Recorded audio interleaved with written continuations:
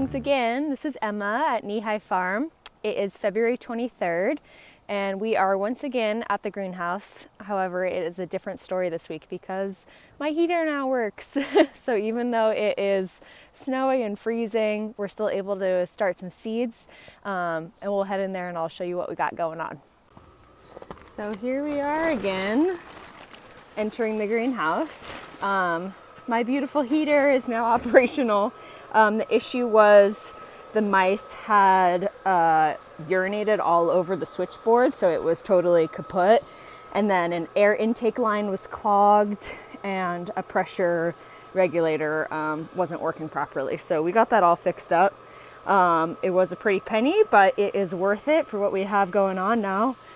You can see over here, we seeded the first alliums. So crops in the allium family are onions. This is a variety of yellow onion called New York Early. We have one called Cabernet, that's a red onion. Some leeks over here, and then shallots. So that's what we try to start as early as possible. Onions in particular, because they are daylight sensitive. So they won't bulb unless they get a certain amount of daylight hours. The leeks I was a little conflicted about, because typically leeks, you imagine when you want to be eating a leek, it is, September, fall. Leeks, if you seed them as early as onions, they're ready around August. So we just get early leeks and we do baby leeks. And we try to do a fair amount of those so we can do a nice amount of baby leeks. Shallots we also do a fair amount of. So each of these trays, I prefer this method of open seeding, because these trays, they hold about, I'm putting I think 1,500 seeds in each, estimated. I just sprinkle them on the top, pat them down, and then cover them. This is vermiculite, this gold substance, and it's easy for the seeds to pop through. It covers them and it inhibits any kind of like mold growth or algae.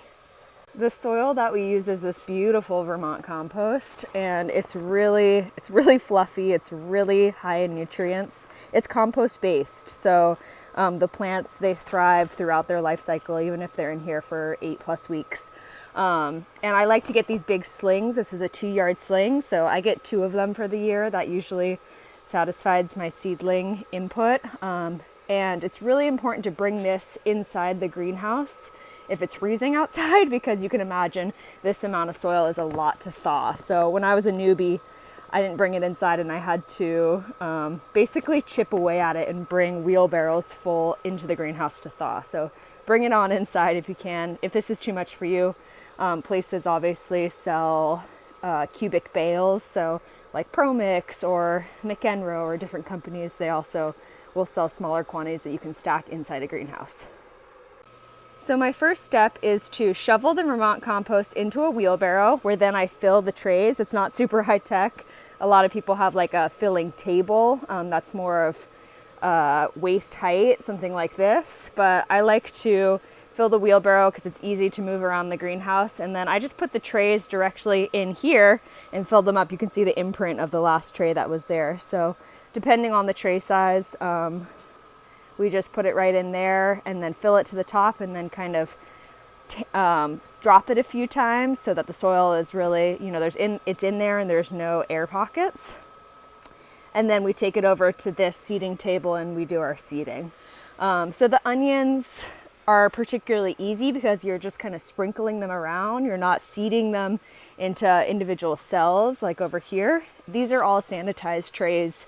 So while my heater is out, I took the opportunity to sanitize all my trays with a concentrated bleach solution, just to make sure they're clean and won't be transferring any kind of disease from last year.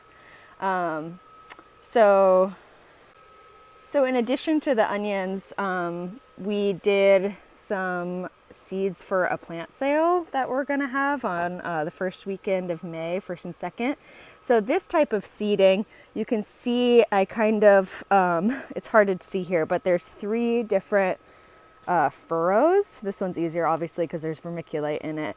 But again, I just sprinkled seed in here, and some of these, like rosemary, oregano, they're light they require light, a little bit of light in order to germinate. So I just really lightly sprinkled with vermiculite. Thyme, it's not as sensitive. It doesn't need that light to germinate. So I did it a little thicker there. You just want to make sure on your seeding envelope or on the Johnny's online catalog, you really look at the growing information requirements, because that'll tell you what the seed requires to germinate, the temperature, the germination, the percentage of germination. So you may be working with a seed that has 50% germination rate, and so you know to really thickly seed that if that's the case.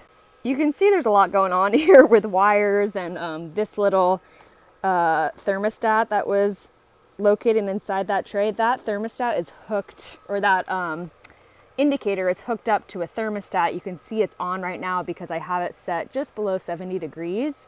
Ideal temperature for most seedlings to germinate is 68 to 72 degrees. So right now, since I'm just using that one heat mat, these are called heat mats right here, and the thermostat tells it how hot to get. So I have 4 of these, and they hook in to this right here, which is then hooked into this thermostat. So once we have tomatoes and peppers and eggplants going, things that are really heat sensitive to germinate, they need 70 plus, we'll have those all laid out on the heat mats.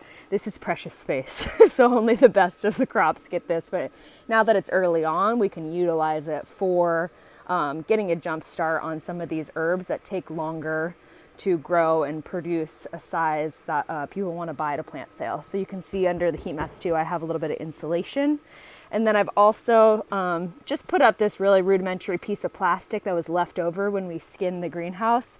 That's just to section off the greenhouse so I'm not heating this entire structure, since we're only, I only have several trays going on right now. So the main objective this time of year is just to keep the seeds warm, keep them moist and watered. You don't want them to dry out.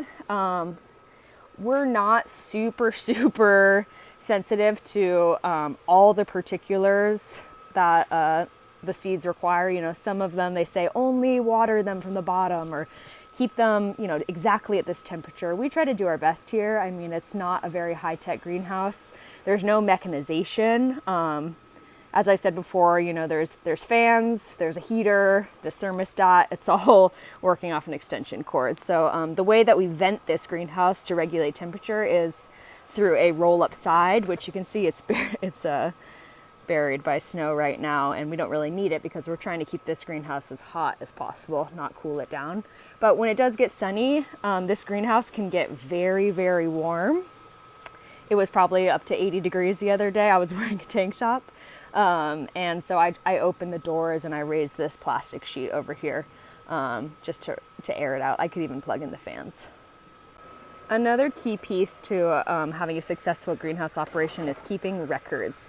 So I have this record sheet in this binder for the last 3 seasons. In my columns, it's the date that I seeded, the type of crop, the variety, so that's Matador, and we just do one succession of shallots, so you can see that one right there, and we put that on our labels as well.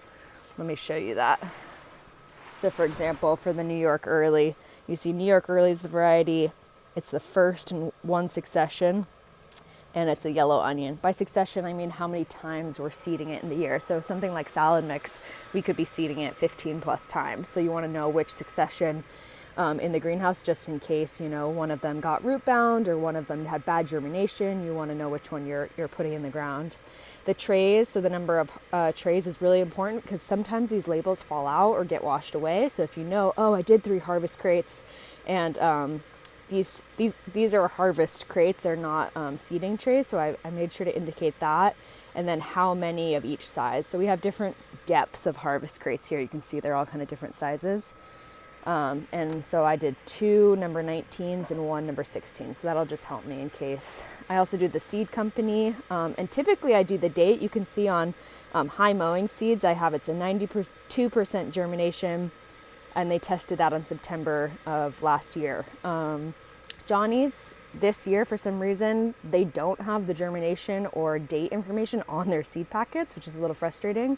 But if you're in that predicament, look at your packing list, because they have that information on the packing list, and I just have yet to fill it in here. And then any notes. So, you know, if it was old seed, I said I sanitized the crates before with bleach, just to, you know, make sure if any kind of disease comes up, I know I can nix that from last season. And then, you know, notes for rosemary and oregano, I said they need light. I covered it with vermiculite. Those kind of notes are really helpful, just in case. The greenhouse is definitely my happy place. I'll come out here and listen to an audiobook or blast some music. And when it's a warm, sunny day, it's just such healing medicine to be out here in the sunshine when you look outside and the ground is covered with snow. So I'm so thankful that this heater is fixed and that we're up and running, and I finally get to get my hands dirty with some soil.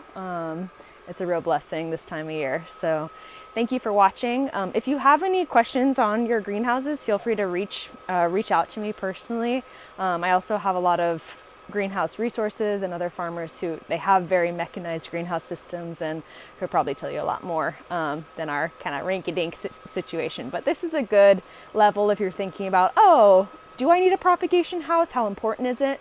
I would say it's integral to any successful farm operation. So whether or not, you know, it's tiny, it's just a little cold frame in your backyard, something that could be temperature regulated and is, you know, a very light environment. It's super important to producing high quality seedlings, which if you have a high quality seedling going into your ground, you're already a step above. So I would say the more farmers can focus on really legit propagation and then soil health in the field, if you can focus on those things as a grower, you're golden.